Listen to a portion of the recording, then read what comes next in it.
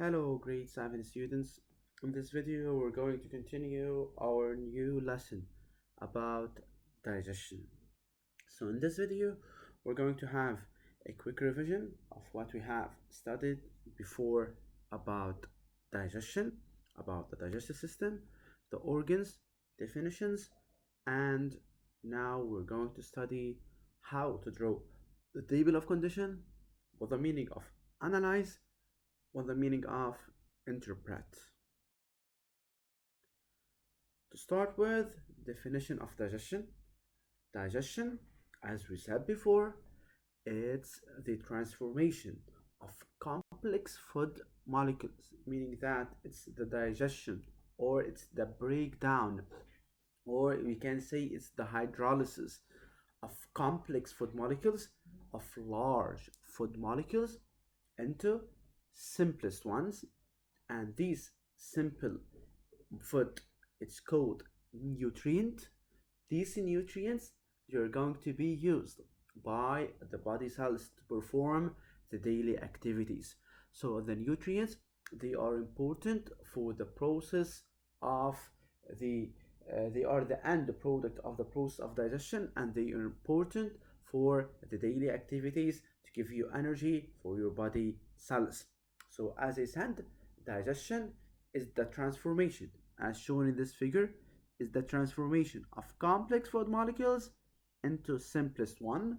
These simplest one, they are called nutrients, and these are going to be used by the body cells to produce energy and so that we can do our daily activities.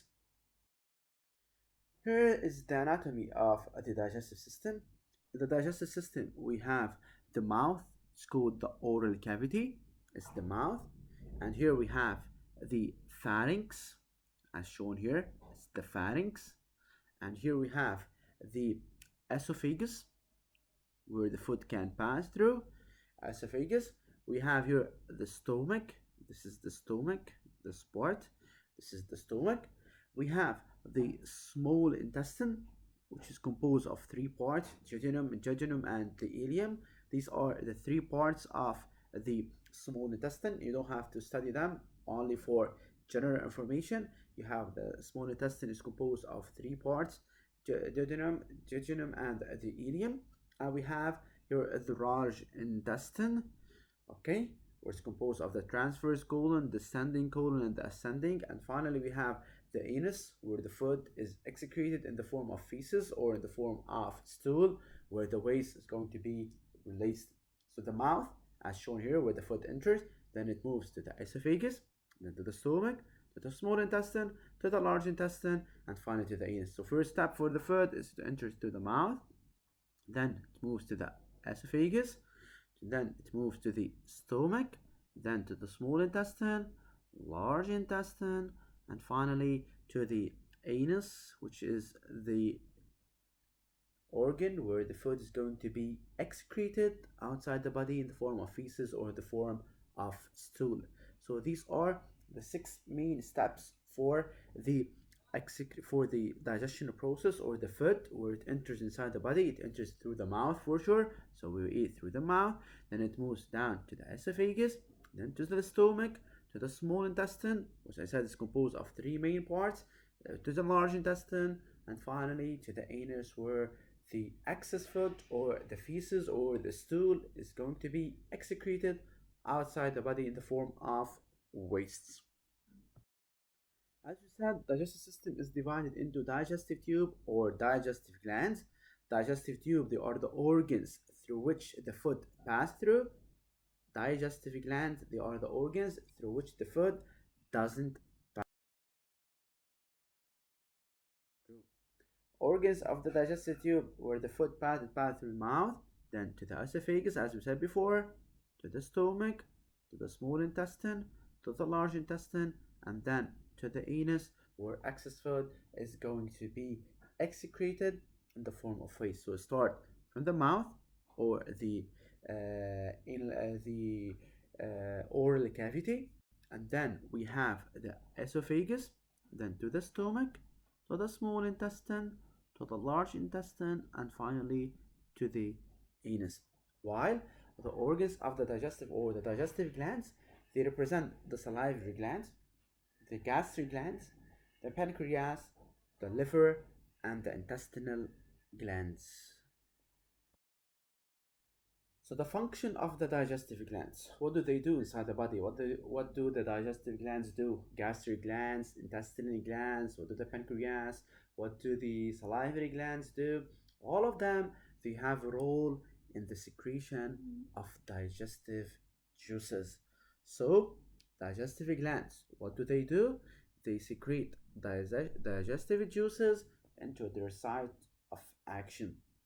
So you have to know that digestive glands, they have an important role in the secretion of the digestive juices into their site of action.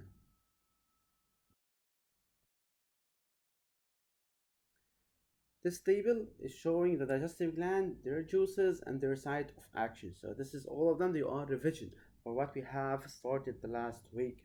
So salivary glands, they secrete saliva. Where? They secrete saliva into the mouth, which is the site of action. And the gastric glands, they secrete gastric juice into the stomach. The pancreas secretes pancreatic juice where? In the small intestine. The liver secretes bile also in the small intestine. Intestinal glands secrete intestinal juices also in the small intestine. So how many juices do we have in the small intestine? We have three juices. Number one is the pancreatic juice. Number two is the bile. Number three is the intestinal juice. Why the only juice in the mouth is called the saliva that mixes with food and helps in the process of the digestion.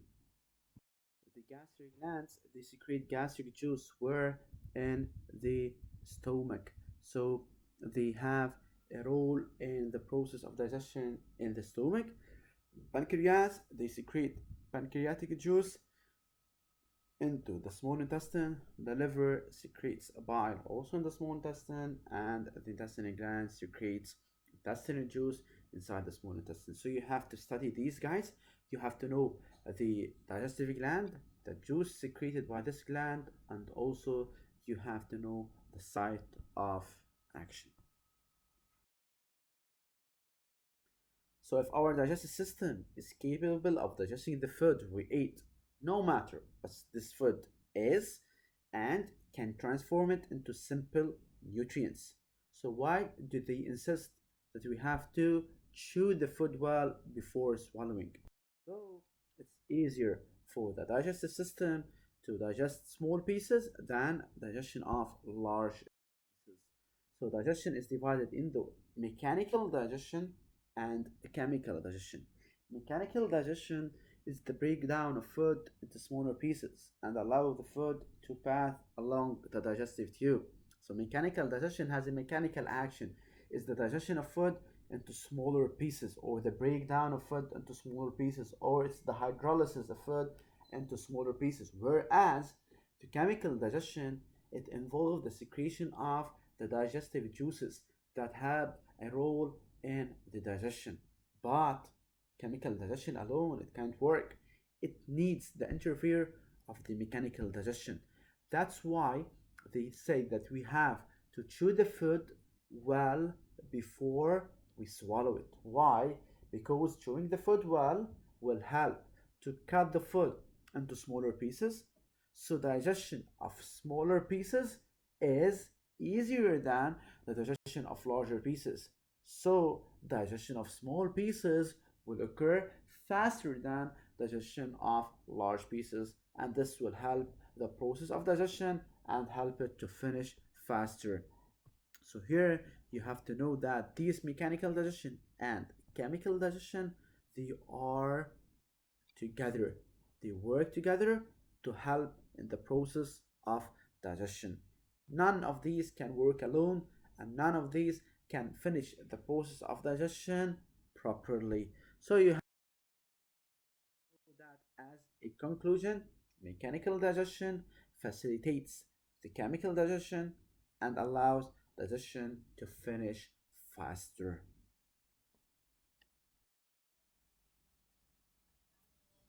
In digestion, food is changed by the organs into a soluble form to be absorbed by the body. Food in the mouth is mixed with saliva. Saliva begins to dissolve the food as the teeth grind and cut it. Food is forced back into the throat, pharynx, by the tongue. Food in the pharynx stimulates the swallowing reflex. The larynx is pulled upward to meet the epiglottis and seal off the trachea. Food goes from the pharynx to the esophagus. Food moves down the esophagus by peristalsis. The peristaltic wave reaches the esophageal sphincter and food enters the stomach. The unique muscular structure of the stomach breaks up the food into small pieces called chyme.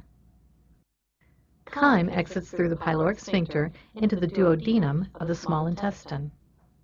The major portion of absorption and digestion occurs in the small intestine.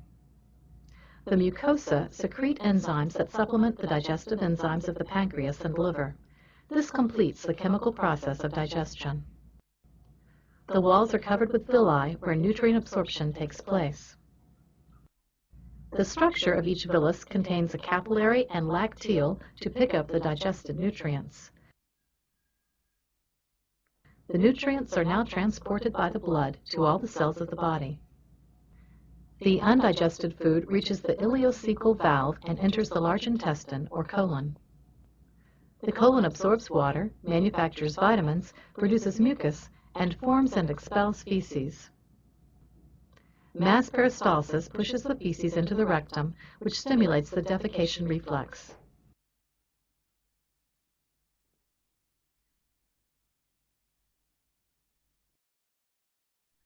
So here let's move to our application about digestion. So digestion is the breakdown of food into substances that can be absorbed and used by the body. To know the importance of digestion, we placed in tube 1 large pieces of meat and we placed in tube 2 small pieces of meat.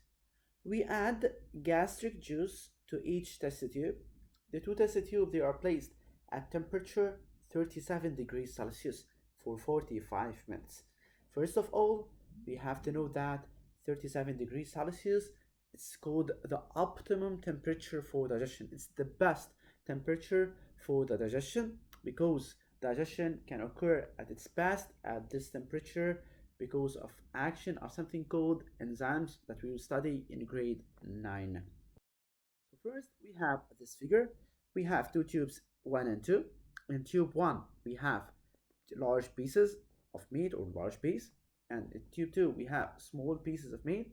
We have gastric juice in both tubes A and B.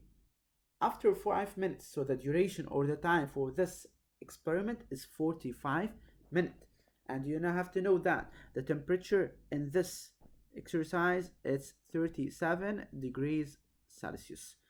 So after 45 minutes, the result in tube 1 that the large piece of meat it gets smaller, while the small pieces of meat they disappear in tube 2.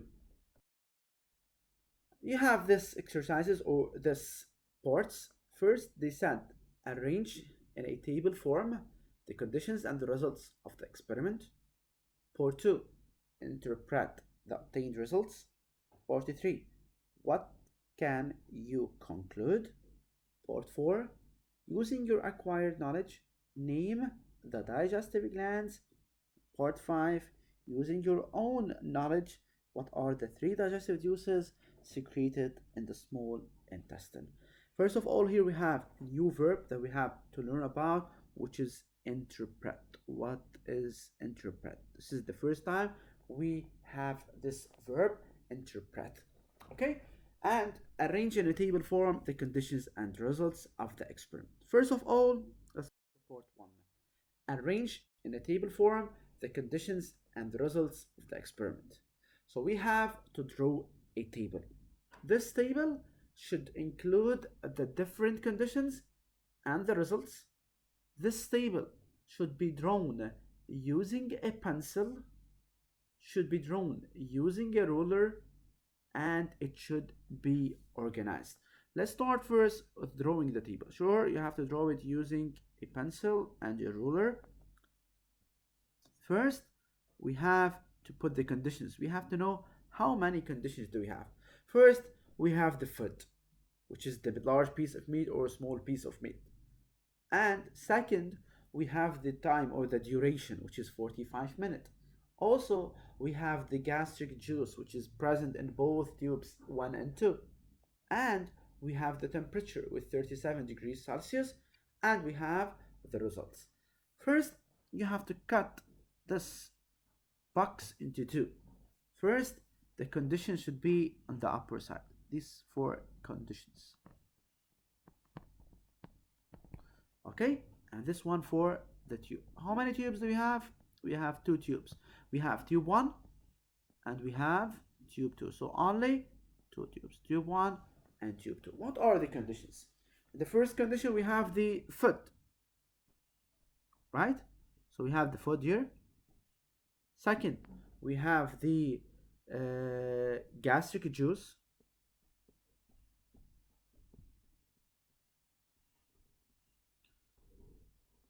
Third, we have the temperature.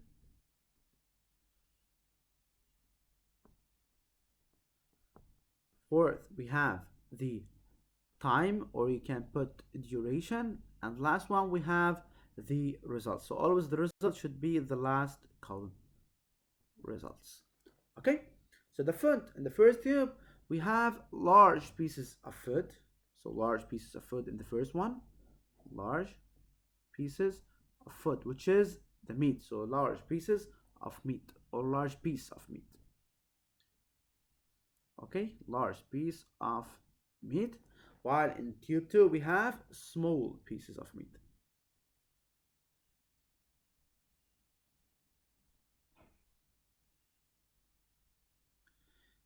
Gastric juice is present in tube 1 and is present in tube 2. So instead of writing gastric juice is present, we can substitute this by plus and by plus. This is what's called by the legend. So you have to write the legend down. You have to write the legend. Plus means presence.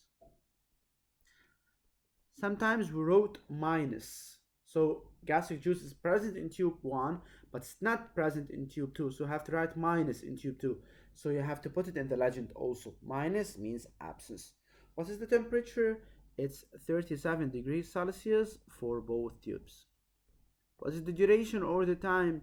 It's given. It's 45 minutes. 45 minutes. Okay, and the results here, the meat becomes smaller inside, becomes smaller in size for sure, since there is not enough space, and the meat disappears in the second tube. Here I'm almost done. Sure, the table should be organized using a pencil or a ruler. You have to fill it using a pen, it's okay.